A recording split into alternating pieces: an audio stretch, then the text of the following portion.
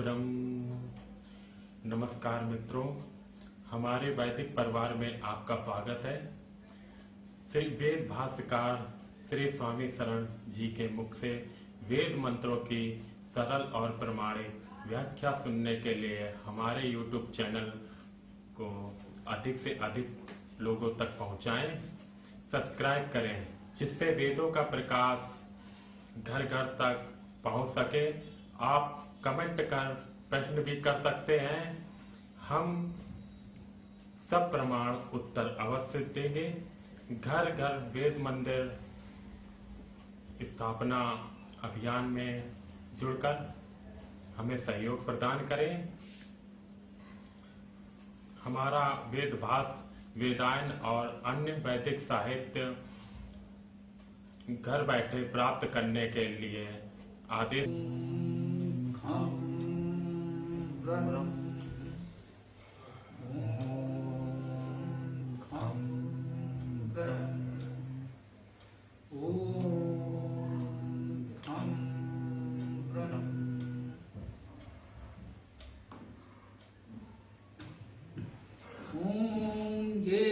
सप्ता पर्यन्ति विश्वारूपाणि बिभ्रतः वाचस्पतिः बलातेषां तन्वो अद्य दधातु मे। ये अथर्ववेद का व्याख्यान से हम लोग प्रारंभ कर रहे हैं। पिछली बार हम लोगों ने अथर्ववेद के मंत्र की चर्चा की, भूमिका स्वरूप मान लें, वेद के शाखाओं, संपादन आदि पर चर्चा की। इसी संदर्भ में तो आज सामान्यतः अथर्ववेद के प्रथम मंत्र के रूप में इसी मंत्र की चर्चा है, जो हमने पिछली बार चर्चा की थी। गोपद ब्राह्मण में या अन्यत्र अथर्ववेद का प्रथम मंत्र ओम शन्नो देवी अभिष्टये आपो भवन्तु पीतये शन्यो अभिस्रवन्तु नः मिलता है, हमने भी स्वीकार किया है। परंतु इस मंत्र की व्याख्या हम लोग पहले कर चुके हैं। अतः आज हम इस ये त्रिसप्ताह मंत्र पर चर्चा करेंगे। ये सर्वनाम, जिसका अर्थ है जो, त्रिसप्ताह, तीन संख्या है, सप्ताह, ये त्रिसप्त क्या है, महत्वपूर्ण है। त्रि तो तीन, सप्त का अर्थ सात, संख्या ये भी है। त्रिसप्त, 3 और 7 ये दो संख्याएं हैं। 3 और 7 दो संख्याओं को मिलाकर कौन सी संख्याएं बन सकती हैं? इनसे इस मंत्र में हमें क्या क्या संदेश देने का प्रयास किया जा रहा है, इसे समझना बहुत कुछ हमारे विवेक पर निर्भर है। ये सूत्र संकेत है, बहुत स्पष्ट नहीं है। बहुत सी बातें सूत्र रूप में वेदों में कही गई हैं। अनेक विद्वान महर्षि भी बहुत कुछ सूत्र रूप में हमें संकेत दे गए हैं। उन पर हमें अपने विवेक, स्वाध्याय, जानकारी के आधार पर चिंतन निर्णय करना पड़ता है। वे बहुअर्थी भी होते हैं, उससे इतने अधिक व्यापक संकेत, मार्गदर्शन हमें प्राप्त होता है कि उसे किसी एक अर्थ में बांधना उचित नहीं होता। अतः हम कहते हैं ऐसे स्थलों पर हमें किसी एक विद्वान, व्याख्याकार, भाष्यकार के अनुमान पर निर्भर नहीं रहना चाहिए। इसे उन्मुक्त छोड़ देना चाहिए। सभी पाठक, सभी स्वाध्यायी उस पर विचार करने के लिए स्वतंत्र हों। आवश्यक नहीं है कि जो हम कहें वही आप माने। जो वेद कहता है वे तो हम और आप सभी मानेंगे, मानना ही चाहिए। परंतु उसका जो अर्थ व्याख्या हम करते हैं वह हमारा विचार है, उससे आपका सहमत होना अनिवार्य नहीं है। आप भी अध्ययन चिंतन करते हुए आगे बढ़ेंगे और हो सकता है आप हमसे भी अधिक उत्तम उसके भावार्थ, व्याख्या, निर्देश, संदेश, समझ को बता सकें। तो इस दृष्टि से हम मानते हैं हमें दृष्टिकोण खुला रहना चाहिए। ऐसा नहीं रखना चाहिए कि किसी विशेष विद्वान ने जो कहा है हम उसके अनुयायी हैं तो हम केवल उसकी उतनी सी बात को माने, क्योंकि वेद के अध्येता सभी विद्वान महर्षि ये मानते हैं अनंता वै वेदा, वेद मंत्रों के अनंत अर्थ हैं, बहुत व्यापक अर्थ हैं। तो एक भाष्य में कोई भी उसके सभी अर्थों को व्यक्त नहीं कर पाता है। तो ये त्रिसप्ताह क्या है, 3 और 7, इसको इस रूप में भी समझने का प्रयास किया। 3 3 के 7 सप धातु का अर्थ संलग्न होना, समूह बनाना भी होता है। तो त्रिसप्ताह का एक अर्थ 3 समूह भी किया गया। सब धातु में पूर्ण होना, पूर्ण ज्ञान होना का अर्थ भी मिला हुआ है, ये भी है उस धातु का अर्थ। तो त्रिसप्ताह का अर्थ कह सकते हैं कि 3 प्रकार के जानकारी, ज्ञान विद्या हो सकती है जो पूर्ण ज्ञान हो। वेद त्रयी जब हम कहते हैं तो ये तीनों वेदों के 7 प्रकार के कुछ संदेश निर्देश समझने की बात भी हो सकती है। सब धातु का अर्थ पूर्ण होना, पूर्ण ज्ञान होना और संसक्त होना, संलग्न होना, मिलाप करना, समूह बनाना भी होता है। तो 3 समूह का कह सकते हैं कि 7 के 3 समूह भी इसका अर्थ हो सकता है, या 3 समूह भी इसका अर्थ हो सकता है। तो त्रिविध सप्तक है, ये मान लें। सप्त का अर्थ समूह माने तो, और सप्त का अर्थ हम 7 संख्या स्वीकार करें तो भी, दोनों ही अर्थ हमें विचार करने चाहिए। अर्थ हुआ 3 प्रकार के समूह अथवा 3 प्रकार के सप्तक। एक स्मरण अभी आया आपसे चर्चा करते हुए, वेद मंत्रों में जो छंद हैं, गायत्र्यादि छंद, वे 3 सप्तक हैं। उसकी ओर भी संकेत माना जा सकता है। 7 छंदों के 3 वर्ग हैं। त्रिसप्त, ये तीनों सप्तकों की ओर संकेत किया जा रहा है। चूंकि वेद की बात कर रहे हैं तो यह अर्थ यदि हम ग्रहण करें तो बहुत स्वाभाविक है। यूं कहें कि इसका यह अर्थ भी ग्रहण करना ही चाहिए। अन्य भावार्थ भी किए जा सकते हैं, वे भी स्वीकार्य हैं, परंतु यह अर्थ बहुत उपयुक्त प्रतीत होता है। ये त्रिसप्ताह परिहंति, ये जो 3 सप्तक हैं, 7 छंदों के जो 3 वर्ग वैदिक छंदों के हैं, और इन 3 सप्तकों में निबद्ध छंदों में जो वेद हमारे समक्ष प्रस्तुत है, उन वेद मंत्रों में 7 छंदों के 3 वर्गों के 21 प्रकार के छंद जो हमें मिले हैं, इस 21 प्रकार के छंदों में जो वेद मंत्र हमें उपलब्ध हैं, उनमें जो जानकारी है, यहां श्लेष से सप्त के दोनों अर्थ लेने, सब का अर्थ पूर्ण ज्ञान होना, समूह बनाना, और सप्त का अर्थ है 7 संख्या। ये सभी अर्थ श्लेष के रूप में समाहित करें तो कितना सुंदर अर्थ हमको प्राप्त हो सकता है कि ये छंदों के 3 समूह हैं। सबका अर्थ समूह बनाना भी है, 7 भी है, दोनों अर्थ आ गए। तो ये 21 प्रकार के छंदों में निबद्ध वेद से मिलने वाला पूर्ण ज्ञान सब धातु में ये भी आ गया।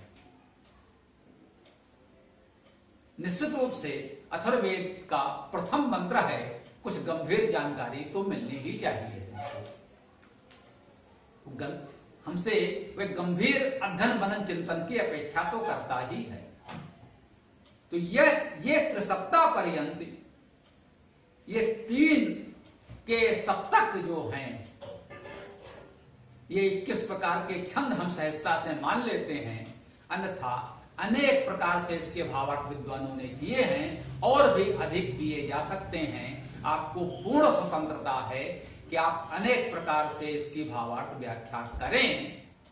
वेद की गरिमा के अनुकूल होने पर, तर्क प्रमाण के अनुकूल होने पर वे सभी भावार्थ हमें स्वीकार्य होंगे।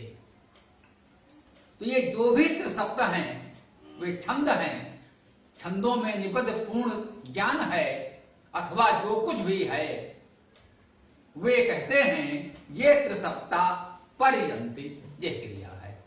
परियंती परि उपसर्ग है, यंती में या धातु से भी मानते हैं, परियंती परिगमन करते हैं। यम धातु से बना सकते हैं, अगर वैसे यम धातु से सहज नहीं प्रतीत होता है, परंतु कहते हैं बहुलम छंदसी। वेद में बहुत कुछ सामान्य कह सकते हैं साहित्यिक या लौकिक संस्कृत से पृथक बहुत व्यापक अर्थ ले लिए जाते हैं। अनेक मनुष्यों ने अनेक शब्दों में इस प्रकार की भावनाएं की हैं। यदि स्वीकार भी कर लें तो यमन नियमन करना हो सकता है कि ये तीन सप्तक हमारा नियमन भी करते हैं, हमें गतिशीलता परियंती परिगमन करते हैं। यम धातु का अर्थ उद्धार करना भी है, अति उत्तम। परियंती परिता हमारा उद्धार करते हैं, बिल्कुल करेंगे। ये त्रिसप्तक में निबद्ध वैदिक छंदों में जो विद्या हमें प्राप्त होगी उसको ग्रहण करेंगे, अपनाएंगे तो हमारा परिगमन होगा, प्रगतिशीलता होगी, उन्नति होगी और परियंती यन धातु से हमारा उद्धार भी होगा। बहुअर्थी हैं वेद, निश्चित रूप से श्लेष से बहुत से अर्थ हमें बताता है, वे सभी अर्थ हमें स्वीकार्य होते हैं। परियंती ये त्रिसप्ता परियंती, ये तीन सप्तक परियंती परिगमन करते हैं, परिगमन करते हैं, परिता उद्धार करते हैं, अवश्य करते हैं। विश्वारूपाण, विश्वा सर्वनाम है, विश्व का अर्थात सब, सभी, विश्व हम जानते हैं। रूपाण रूप, ये रूप है, आकार, रचना जो भी हम करते हैं, कल्पना करते हैं, जो हमें प्रत्यक्ष दिखता है वह रूप है। प्रचलित शब्द है, रूप धातु भी है, जिसका अर्थ ही रूप बनाना, आकार बनाना, रचना करना कहा गया है, स्पष्ट है। तो विश्वरूपाण अर्थात सभी रूप, विश्व रूप, जितने भी रूप हम जानते हैं, हमें दिखते हैं, हम समझते हैं, सभी रूपाण, सभी रूप। विभ्रता, विभ्रता व्री धातु से भरण करना, धारण करना। ये जब ये त्रिसप्त तीन प्रकार के सप्तक परियंती परिगमन करते हैं, हमें प्रेरित करते हैं, उस विद्या का हम उपयोग करते हैं, तो कहते हैं विश्वारूपाण विवृता, सभी रूपों में वह विद्या हमारे लिए विवृता भरण पोषण धारण करने वाली हो जाती है। वाचस्पति, वाचः पति, वाचः वाणी वचन का बहुवचन है। वाचः अर्थात वाणी का षष्ठी विभक्ति भी है। वाचस्पति समास के रूप में भी ग्रहण किया जा सकता है, और यदि इनको हम पृथक पद के रूप में पढ़ें तो भी स्पष्ट है। जैसा चाहें ग्रहण कर सकते हैं, ये सभी रूप, सभी अर्थ हमें स्वीकार्य हैं। यहां तो अर्थ भी एक समान ही आएगा। वाचापति, वाणी के अधिपति। वच धातु है धातु कहना, वाणी उसी से बनी, हम जानते हैं। वचन, वच धातु से ही वचन, वाचा शब्द बन रहा है, स्पष्ट है। पति ही, पत धातु का अर्थ गति करना भी है, ऐश्वर्य होना भी है। तो उस वाणी के अधिपति, इन वाणियों के अधिपति यदि हम यूं देखें तो तीन प्रकार के छंदों में निबद्ध जो वेद है, वो सभी रूपों में उस वाणी को धारण करते हुए जो उस वाणियों का अधिपति है। ये वाचस्पति कौन है? वैसे तो परमेश्वर है, संपूर्ण वाणियों का अधिपति वही है, और परोक्ष रूप से या लौकिक संदर्भ में वाचस्पति उनके लिए भी कहा जा रहा है जो इन वेद वाणियों के विद्वान प्रवक्ता हैं, जो उनके जानकार हैं, उनको भी कहा जा रहा है वाचस्पति ही। या वाचस्पति एक वचन में है तो परमेश्वर के लिए तो मुख्य रूप से है ही। निश्चित रूप से इस वेद वाणी का अधिपति वह परमेश्वर है, परमात्मा है। एक वचन में यहां कहा भी जा रहा है तो वही परमात्मा है। तो इस वाणी का अधिपति वह परमात्मा। बला, बला का अर्थ बल, बल धातु भी है। बल हम सब जानते हैं, बल होना, शक्ति होना, प्राण होना, चेतन होना भी इसका अर्थ विद्वानों ने स्वीकार किया है। तो बल का अर्थ बल होना स्पष्ट है। वे सभी बल, बला बहुवचन में आ गया है तो सभी बल, जितने प्रकार के बल शक्तियां संभव हैं वे सभी दिव्य शक्तियां हमें प्राप्त हों, ये भाव इसमें ग्रहण कर सकते हैं। वाचस्पति बला तेसाम कह सकते हैं वह वाणियों का अधिपति परमेश्वर। बला तेसाम उनके बल, हाँ उनके बल। तीन प्रकार के छंदों से, वेद वाणी से जो हमें विद्या प्राप्त हुई उससे हमें मनोबल प्राप्त होता है, विद्या बल प्राप्त होता है, एक आत्मबल प्राप्त होता है, आत्मविश्वास प्राप्त होता है। ये जितने प्रकार के बल हमें प्राप्त हो रहे हैं तो कह रहे हैं वाचस्पति वह वाणी का अधिपति परमेश्वर हमें उन मंत्रों से प्राप्त होने वाले ये बल तन्वो, तन धातु का अर्थ विस्तार करना है, मुख्य रूप से हम सब जानते हैं। श्रद्धा उपकार करना, शब्द करना भी है, आश्रय देना भी है। तन्वो शब्द में ये सभी अर्थ ग्रहण कर लीजिए। अनंत विस्तार जो परमेश्वर का है, उसकी सृष्टि का है, और जो हमारा किंचित विस्तार संभव है हमारी सामर्थ्य के अनुसार। शब्द करना भी है, शब्द वचन वाणी है जो वेदों से हमें प्राप्त हो रही है। इसमें आश्रय देने का भाव है। हम इस वेद विद्या में आश्रय ग्रहण करते हैं, उस परमेश्वर में आश्रय ग्रहण करते हैं, और इतना आश्रय ग्रहण करते हैं तो क्या ये भाव भी हमें स्वीकार करना चाहिए। ये वेद का ये संदेश, आदेश भी हमें मानना चाहिए। जो हम कहते हैं वेद मंत्रों में इस प्रकार का संदेश छिपा होता है कि ऐसा हमें भी करना चाहिए। तो हमें भी अपने सामर्थ्य के अनुसार दूसरों को आश्रय देना चाहिए। जो वेद के विद्यार्थी हैं, विद्वान हैं, जितना हमसे बन पड़े हमें भी उनका आश्रय बनना चाहिए, उनको आश्रय देना चाहिए। कह रहे हैं तन्वो वह विस्तार, वृद्धि, शब्द, आश्रय, अद्य, आज कह सकते हैं। वेद में पहले मंत्र में, यथर्वेद के इस प्रथम मंत्र में यह कह दिया गया अद्य, आज। मरने के बाद कब्र से निकालकर न्याय नहीं होगा, कयामत के दिन इसका न्याय नहीं होगा, जन्म जन्मांतर में इसका न्याय नहीं होगा, अनेक जन्मों के पश्चात इसका फल प्राप्त हो, ऐसा नहीं है।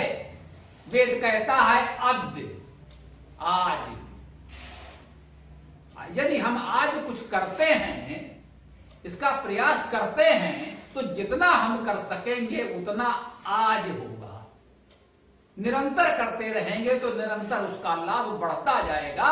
यदि आज भी हमने वेद का स्वाध्याय प्रारंभ किया है, एक मंत्र, एक शब्द भी सीखा समझा है, तो उसका कुछ लाभ तो हमें आज प्राप्त ही हुआ।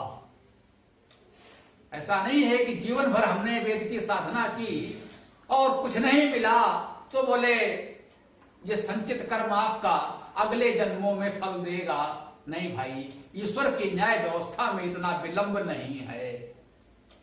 ईश्वर का न्याय तत्काल हमें फल प्रदान करता है। तो कह रहे हैं अद्य दधातु, आज ही दधातु, धारण करे, प्रदान करे। इस दध धातु में धारण करना, पालन करना, देना, प्रदान करना, अर्पण करना, ये अर्थ नहीं था। तो यदि सात छंदों के ये तीन वर्ग जो भी हमने माने, इस त्रिसप्तक छंदों के समूह में वेद मंत्रों का स्वाध्याय करने से हमारा जीवन पर्यंत परिगमन करता है। जो जीवन हमारा चलता है, यदि इसके स्वाध्याय के साथ उसके अनुकूल हमारा जीवन चलता है, तो सभी रूपों में वह परमेश्वर इस प्रकृति के सभी रूपों में हमारा धारण भरण करते हुए उनके बल को, विस्तार को, आश्रय को अद्य दधातु, आज ही धारण करे, मैं, मेरा, मेरे लिए जो है कह रहे हैं कि भाई ये आज यदि हम स्वाध्याय कर रहे हैं, कुछ प्रयास कर रहे हैं, तो ईश्वर उसका विद्या बल, आत्मबल हमें आज ही प्रदान करे। पहले ही मंत्र में हमें आश्वासन दिया गया, यदि आप स्वाध्याय प्रारंभ कर रहे हैं, ये न विचार करें कि हमारा तो जीवन बीत जाएगा ये संपूर्ण वेद का स्वाध्याय करने में, इसको समझने में, पता नहीं हम कर सकेंगे या नहीं कर सकेंगे, इसका कोई फल हमें कभी प्राप्त हो पाएगा इस जीवन में कि नहीं हो पाएगा, इस जीवन में होगा या कितने जन्मों के पश्चात होगा।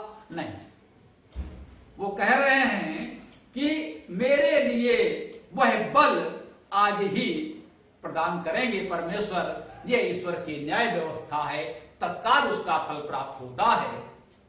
ये इस मंत्र का विशेष संदेश हमने प्राप्त किया। त्रिसप्ताह वैदिक छंदों में ही जो जानकारी है, विद्या है, उसका हम स्वाध्याय करें, चिंतन करें, मनन करें, अपने जीवन में अपनाने का प्रयास करें, अपने जीवन को उसके अनुसार चलाने का प्रयास करें, तो जितना कुछ प्रयास हमसे बन पड़ेगा, हमारा जीवन पूर्ण वैदिक हो जाएगा। पूर्णता वेद के अनुसार ही हम सारे कार्य करेंगे, यह व्यवहारिक रूप से हमारे लिए संभव नहीं होगा। तो इस पर बिल्कुल न माने। कुछ लोग कहने का प्रयास करते हैं, अरे भाई इससे क्या हुआ, आपने कितना अपना लिया, क्या आपका जीवन पूरी तरह वैदिक है, वेद के अनुसार है? नहीं है। मैं कह देता हूं बिल्कुल नहीं है। ये अनावश्यक अहंकार नहीं पालना चाहिए कि मैं सब कुछ जानता हूं और मेरा जीवन पूर्णता वैदिक है। जो ऐसा कहता है, मैं समझता हूं उचित नहीं करता। जो एक प्रश्न करता है कि आपका जीवन क्या पूर्णता वैदिक है, वेद के अनुकूल है, यह भी ठीक नहीं है। यदि कोई ऐसा दावा करता है कि मैं वेद का पूर्ण विद्वान हूं और मेरा जीवन पूर्णता वेद के अनुकूल है, तो यह भी उचित नहीं है। हम मनुष्य हैं, प्राणी की सामर्थ्य सीमित है, अनंत सामर्थ्य हम में नहीं है।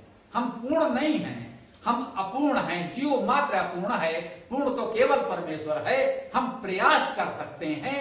वेद हमें यह आश्वासन देता है कि हम जितना भी प्रयास करेंगे उसका उतना फल हमें तत्काल मिलेगा, आज मिलेगा, यही मिलेगा। जितना कुछ हम कर सकेंगे उतना हमें यही मिलेगा। पूर्णता की प्रतीक्षा न करें, पूर्ण वो है। साधना करेंगे, धीरे धीरे पूर्णता की ओर बढ़ेंगे, पूर्ण हो जाएंगे। कब हो जाएंगे ऐसा हमें सोचना भी नहीं चाहिए। अपनी सामर्थ्य पर जितना संभव है हम प्रयास करें, वेद का स्वाध्याय करें, उसके अनुसार चलने का प्रयास भी करें।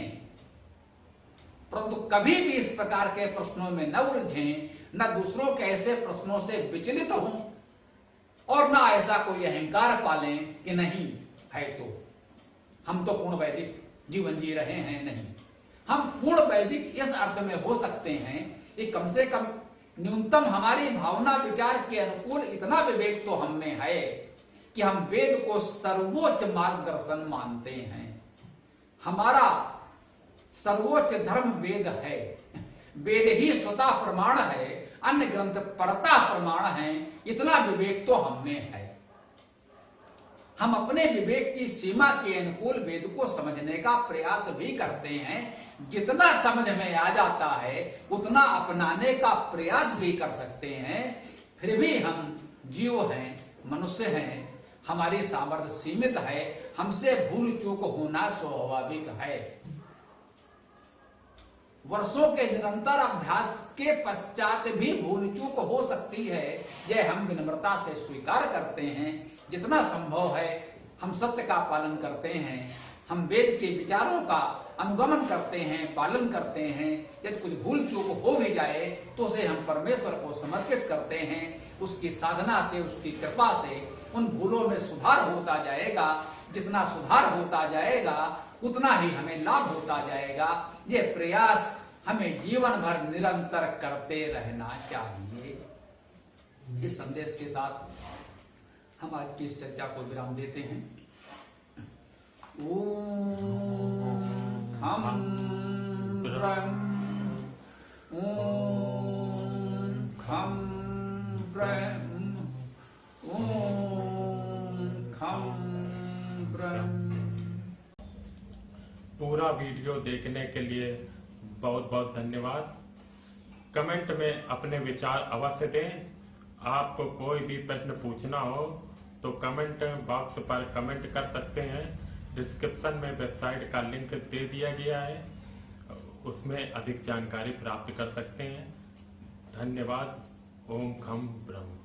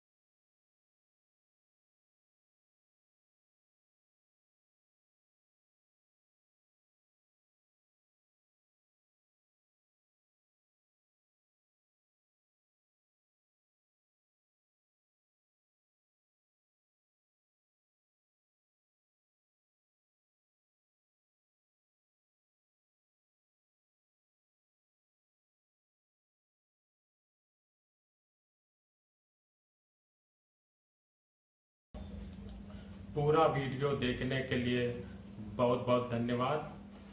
कमेंट में अपने विचार अवश्य दें। आपको कोई भी प्रश्न पूछना हो तो कमेंट बॉक्स पर कमेंट कर सकते हैं। डिस्क्रिप्शन में वेबसाइट का लिंक दे दिया गया है, उसमें अधिक जानकारी प्राप्त कर सकते हैं। धन्यवाद। ओम खम ब्रह्म।